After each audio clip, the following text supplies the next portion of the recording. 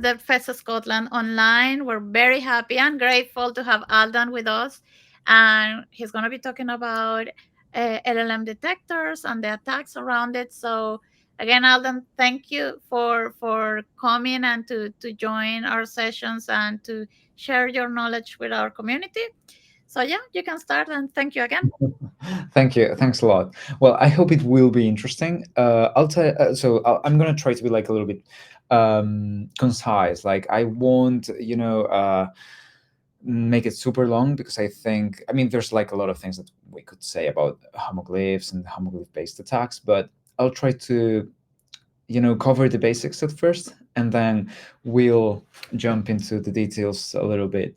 But before we actually start, I just wanted to go through some notes that I think are important to understand how the presentation is going to work. So one of the things that whenever you make a presentation, really, that you have to choose is whether you're going to be accessible or precise. Like, am I going to try to, focus on being understood or just being very technically precise? I'm going to choose to be accessible. But if you want to like get the papers, basically, that all of this is based on, I'm going to include the references. So you will have the references and you can just take notes. And then at the end of the presentation, I'm going to give you the bibliography. So you can actually go back to the original papers and check what's like the real thing that this is about. Okay, so I'm going to simplify here, but you will have the real knowledge as well. Then another thing that's important is that we are going to have different sections. And at the end of each of the sections, we are going to have a pink box. A pink box with a message. That means a takeaway. That means something I should remember. And I will go back to those things at the end of the presentation. So key messages. I'll drop some of them throughout the presentation, and then we'll go back to that and we'll remember what were the things that we learned in the presentation. So that's all I wanted to mention. Now we're ready to get started. And well, I guess the thing that needs to be said in every single presentation, of course, is who I am. So just a very short note on that. What I did was I took my CV and I made a word cloud. I think it's like a different way to represent a little bit about who I am and what I do. So what I do is, well, a lot of things really. I do development of different things. I work on research. That's what I work on right now. I work with LLMs, also knowledge graphs. There's a lot of things that I like. I'm a very curious person, really, but I'd say that my biggest passion is research, probably. And that's a little bit what I'm gonna be talking about today. So I'm gonna be talking about this paper. That right now it's in archive, and well, I was working on that like a little bit ago, and it's about this thing that's homoglyphs and how they can be used to do evasion of the systems that can detect when a text has been generated. So let's talk about it. This is the structure of the presentation, and you'll see that first we are gonna, well, explain a little bit what's this thing that is a homoglyph. Then I'll mention very briefly what are the different types of detectors, the systems that can detect when something has been written by an AI. Then we'll talk about uh, a type of attack that we can perform on those detectors, and we'll dive a little bit into the technical reasons why they work, and I'll also give you some experimental results on that. So that's a little bit what we are going to be talking about in the presentation. Let's really get started now. So the first question is, what's this thing that's a homoglyph? What does it mean? Well, you can just so just imagine I give you some letters, right? Here on your screen where you're seeing some characters, right? And I'd love to ask you, which one of these are, so you see that we have like a lot of A's here, but what's the real A here? So if I press letter A on my keyboard, what do I get? I'll give you a second to think, but the answer is that if I go to my keyboard and I press letter A, I'm gonna get this one. And the other ones you can see here, they are different things, right? They are different characters. They have different representations. The numbers are different, and that's the key here. You see that, for example, we have um, letter alpha. That's number 251, while letter A is number 61, right? So different numbers, different things. Homoglyphs are characters that seem identical. I look at them and they look the same, but they have different meanings. And when I say meanings, I mean encodings. The computer doesn't see the same thing. So that's an interesting thing that we'll be applying later. But before we get to that, I just love to give you a little bit of the perspective on what were the past applications that were utilized for homoglyphs. So one of the things that you can think about is URL attacks. This used to work before. So, for example, you could get like an SMS like this, right? Like uh, click here to reset your password, and it looks like it's PayPal, but actually it's not PayPal. It's a different website that will try to steal your data or something. Um, that used to work, but now it's mostly patched because there's an algorithm that's called punny code, and you can basically what it does is like it tries to normalize the special characters into like a normalized form, like here. So when you actually go and you type that URL on your browser, it's not going to take you to the fake. Well, it's going to take you to a fake website, but you're going to clearly see that it's not PayPal. So that's patched, but it was something that could be done before. Another thing that is interesting, so there's a whole field on this thing, which is hiding information on plain sight. It's super interesting. I'll give you the idea. And I have to admit that when I was doing the slides, I got a little bit excited. And I spent like probably like about 3 hours doing this part, which is that I'm going to tell you a story to explain how we can use them to hide information. So just imagine we live in 2050, we have an alien invasion, and there's just one guy that can save humankind. So again, 2050, uh, Earth used to be a great place. Everybody was happy, good times, etc. But oh my God, the aliens came to invade us, and of course they went straight to New York. And the thing here, the plot twist is that there's actually a guy who works for the Secret Service, and he goes into this UFO, and he knows that for some reason, another Secret Service agent was able to go here and set up a bomb inside the UFO. And now his goal is I need to trigger the bomb. But there's a problem. There's two wires in the bomb. And he needs to know what's the wire that he needs to cut. So the Secret Service, they told him, hey, we're going to put a node beside the bomb, right? And that node will have some text hidden in plain sight. And if the aliens find it, they're going to be able to read the text. But we're going to give you a secret rule. And that rule is going to take you, it's going to tell you what's the wire that you need to cut. So here you have the rule, right? If the first A in the text is an alpha, you just cut the red wire. I go to my text, I take a look. What's the first A? Oh, okay. Well, it's normal A, so that means I cut the red wire. Secret Service agent jumps out of the UFO before it explodes. He saves humankind. Okay, that was like a whole lot of a story. I know, like I got excited when I was doing the PowerPoint, but that's just an example of how you can hide information, right? Like you can just create secret rules and utilize homoglyphs to hide information in plain sight. That's the basic idea.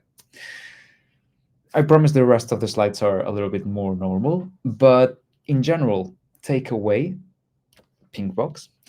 Homoglyphs are characters that we can't discern, right? Like we don't exactly know. The example with the alpha was, of course, something we can discern, but actually there's characters that are literally impossible to tell apart. So those are homoglyphs. That's the thing that we are interested in. So, well, let's really get into the, well, big part of the presentation, which is the detection of generated texts. And before I keep talking about homoglyphs, etc., we're gonna have some words on what are AI generated text detectors and how they work. And I'd say so I'm going to focus on three types of detectors. The first of them is going to be a thing that we call a classifier. Simple idea, really. We have some text, we give that to a model, and the model can generate an embedding. I guess that most of you know what this is, but basically the whole idea is that it's a vector, it's some numbers. So for example, I have some numbers here, right? Minus 2.5, comma 15. So I can actually go and I can plot that in a 2D graph like here. And uh, you see that this is a point that lands somewhere in the space. And it turns out that, well, this text was AI generated. So it belongs to a certain region in space. You know, if it lands here in the red region, that means it's AI generated. So super simple, right? We give a text to a model, the model embeds the text. So it means that it places the text in a point in this graph that we can see here. And if the point ends up being a part of those, like a part of this red region, then it means it's AI generated. So simple idea. Now, there's another type of detector that's what we call a perplexity-based detector. And well, so to understand how they work, we first need to understand LLMs a little bit better. And I bet that, well, some of you will know this already, but I'll just again give you the basic idea in case you need a refresher. What's the goal of an LLM? The goal of an LLM is that I have a phrase, I have a sentence, and I'm gonna fill the gap here. So, for example, as a hobby, I like to collect something, right?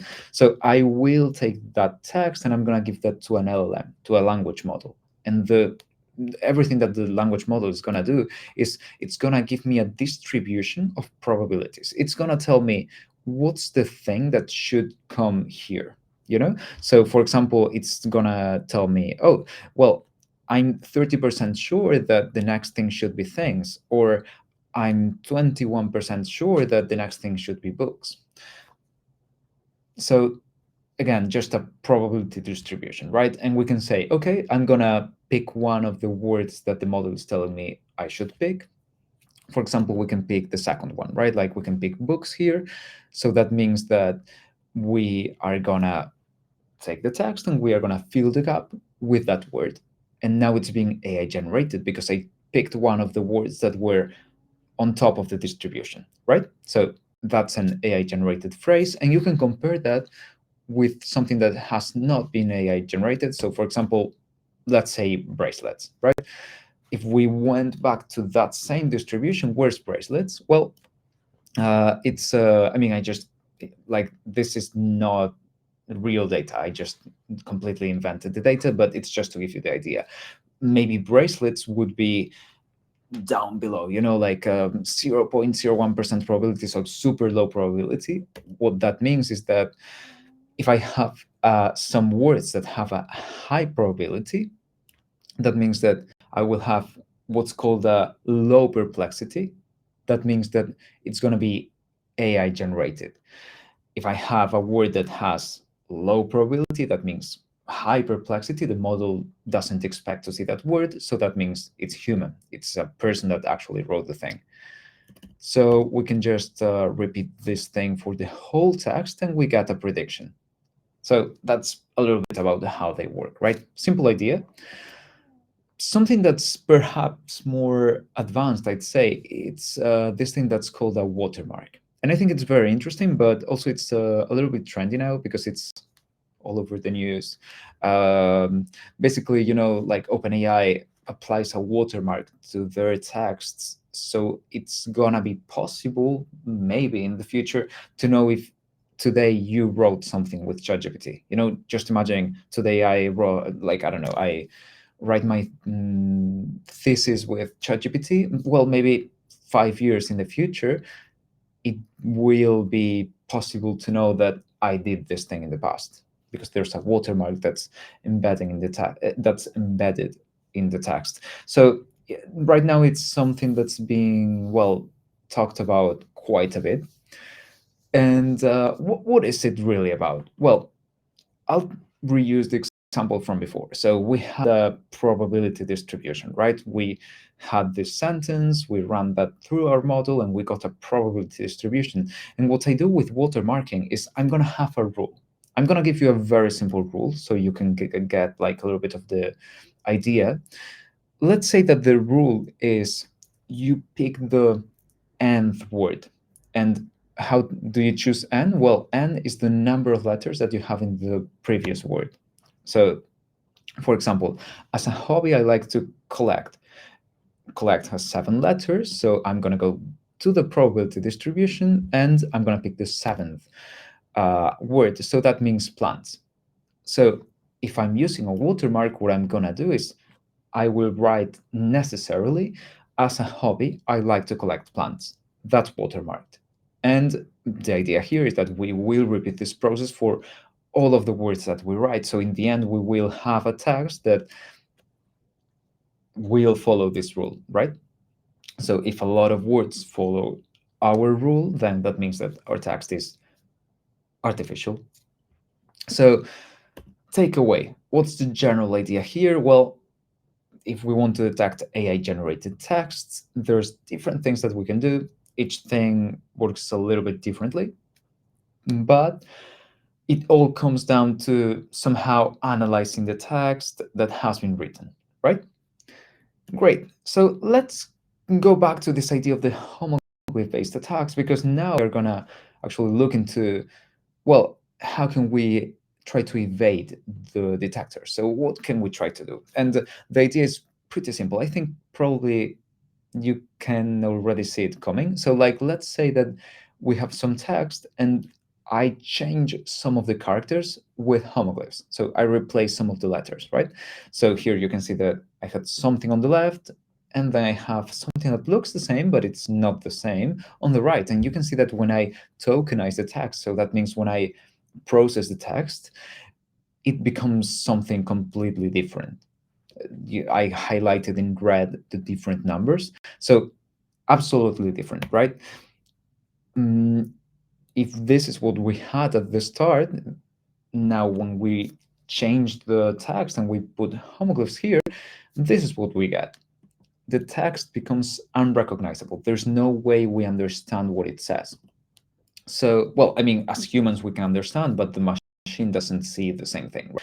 So the question now becomes, well, how does this technically affect the models? So what happens when we do this thing? How are they affected?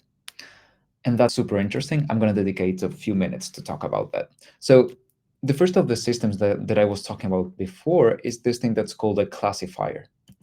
And well, the thing that happens when we use homoglyphs is what you can see in the screen here right now, which is that we have, so the new embeddings, the embeddings that are generated when I utilize homoglyphs, are those things that you can see on the right, the green and purple dots, right? So here we can see two things that are very important. The first thing is that they are in a different region of the space. So if now I ask you, can you tell me if a point, I don't know if you can see my mouse. I think you can't, but let's say I have a point that's right in the middle of the purple stuff. Then I ask you, is this a red or a blue point? Well, you wouldn't be able to tell me, right? Because it's like completely different. It's in a different region of the space. So it's not like it belongs to the red or the blue points. actually a purple point. So that's the first thing. It's in a completely different space. And then the second thing, which is also very interesting, is that you can see that there's like a lot of overlap here. So the purple points are very mixed with the green ones. So they are harder to unmix. Like even if we tried to retrain the system, it's just harder because they are like more mixed. And the second thing is, if we just try to do classification with this, it's basically impossible because the embeddings that we get are absolutely different. So the system is just confused. Now, when we analyze perplexity-based detectors, there's also a very interesting effect, which is that we can take the example from before, right? As a hobby, I like to collect books. That was one of the most likely words. It was the second one, right? But now, if I have this phrase, if I have the phrase that has homoglyphs, and I try to see what's the probability of something that's what's the probability of that? Almost nothing, because it's a word that doesn't really exist, right? So the probability just decreases a lot, and that means that I will say that it's human written just because I don't understand what it's saying. So again, that detector gets evaded simply because the system doesn't understand the text. And then when we talk about watermarks, that's perhaps the most interesting effect, because they are marketed as something that's very solid, but actually when you apply homoglyphs, again, you get attacks like this. So, for example, so you remember plants was our watermarked word, but if our rule was you pick the word that the nth word and n is the number of characters in the previous word, well, maybe we could say, oh, there's a character I don't understand. Maybe that's a space or a word delimiter. So actually, I have 5 characters. And now I go to my probability distribution, and I see that the fifth word is postcards, but what I have is plants. So, oh, the rule is broken. This is human written, right? It doesn't follow the watermark. So, as you can see, there's different mechanisms of action, but all of these mechanisms exploit this confusion idea.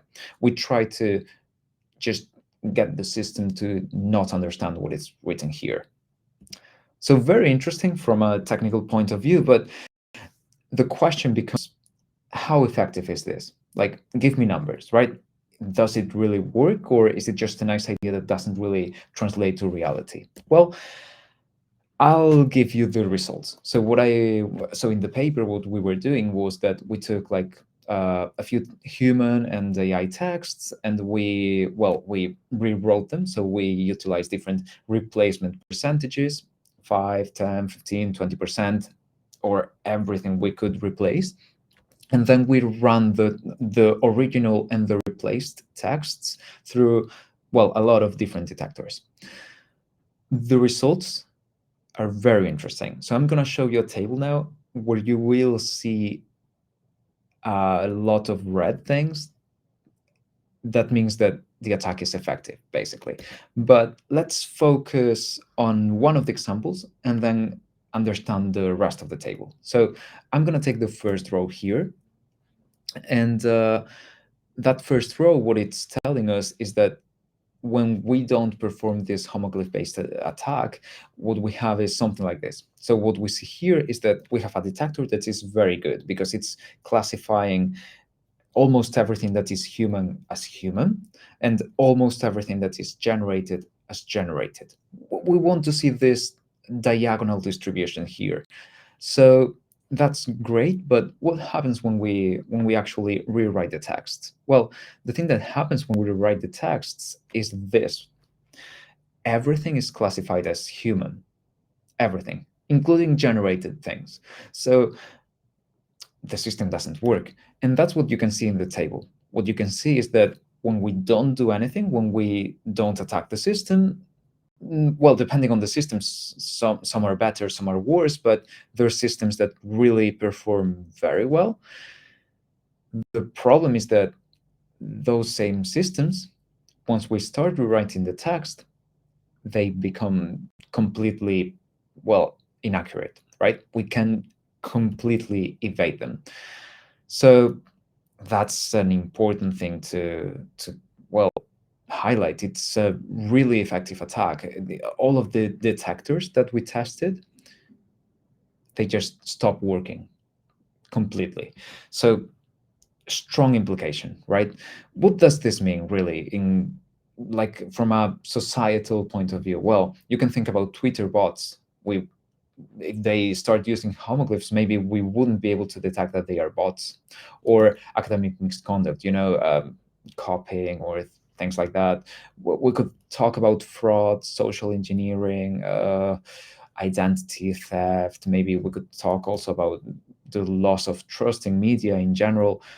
There's really a lot of things that we could talk about, but perhaps something that's more alarming is that this attack is really accessible. So you don't need a large language model to write anything. You don't need anything special.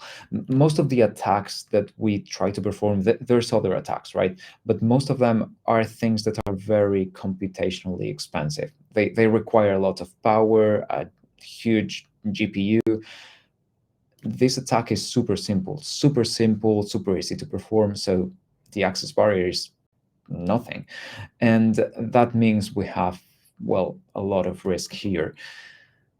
Also, something that we should keep in mind is that AI generated text detectors are not perfect. They are unreliable. That's something that's, well, being shown many times. This only supports that even more. But, uh, well, we really shouldn't trust them a lot. And having said that, I would like to end on a positive note, because it's true that there's risks, but there's other things that we can try to do. So safeguards. You could, of course, think about input constraints. So I'm gonna restrict the things that I can write. Like prohibiting homoglyphs. The problem with that is that sometimes you may actually want to use homoglyphs. So for example, if I'm writing a scientific article, it's very common to use Greek letters. So you can't exactly do that. Maybe you would like to move to something more advanced, like detecting what's a homoglyph-based attack based on perplexity or on where they actually appear. There's some advanced techniques that you could try to do. You can check the paper for more details. But in general, the idea is that there's work to do here. We need to patch that vulnerability. It's a simple vulnerability, but it's out there right now. So we should do some work on that. So that's how we get to the end of the presentation. And just to recap a little bit, I'm gonna just take the different pink boxes that we had in the presentation, and I'm gonna just go back to them to just build a nice conclusion on what we learned today. So first of all, we were talking about homoglyphs, right? Characters we can't discern.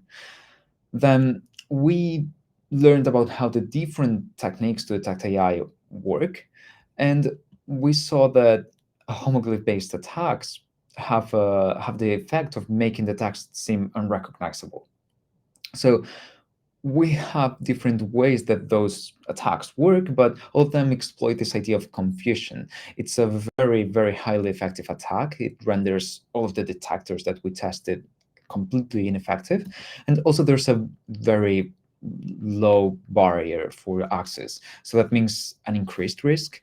And that also, well, gets added to the fact that AI generated text detectors are unreliable on themselves. So in general, there's a lot of work to do. We need to keep improving. We need to, keep innovating, to keep working on stuff. And talking about working on stuff and innovation and improving, I would love to ask you that if you can fill a super short survey on, well, what do you think about the presentation, things that I could improve, things that I could do better, if you didn't understand something, or if you want more depth about something. This is the survey to put your comments on. And also, it's I'm going to give you an incentive to fill it in. which is that if you want to get the bibliography, you need to fill in the survey. So you need to fill the survey, and then it gives you like the link to the bibliography where you can get the papers, etc. So please do fill that in. I would really appreciate it if you can take just a second to take a look at that. And having said that, thanks a lot. I'm gonna end it here, but also you can connect with me if if you have any questions. Just you can message me on LinkedIn, because I know this is going to be recorded. So just you can feel free to reach out, and I'm more than happy to talk. Great. Thank you so much, Aldan. I have to say, I'm going to give you a feedback before filling out the form, but I do, I speak in a lot of conferences, and I do attend a lot of AI talks. And I'm honestly going to tell you that this has been my favorite AI talk that I have seen this year. Oh my god! So, Wow, thank you. Oh my god, that's nice. amazing, amazing presentation. I love the way you presented it. So I guess that we're really lucky to have you, and Wow. to be, to have the opportunity to share this amazing presentation with our community. So again, thank you very much. Thank And yeah, hopefully you will get a lot of, I bet it's going to be positive feedback. And yeah, I hope that we can have you in future you. sessions. Someday. Thanks a lot. Really, it's really been a pleasure. I love to talk about these things. So Yeah, it's my yeah, passion. Really. I can tell that. So, well, thank you again, and thank you everyone for joining. And yeah, this session is going to be uploaded to our YouTube channel today. There are some comments on the chat. And yeah, thank you, Alan, and have a good night, everyone. Thank you. Yes. Bye bye.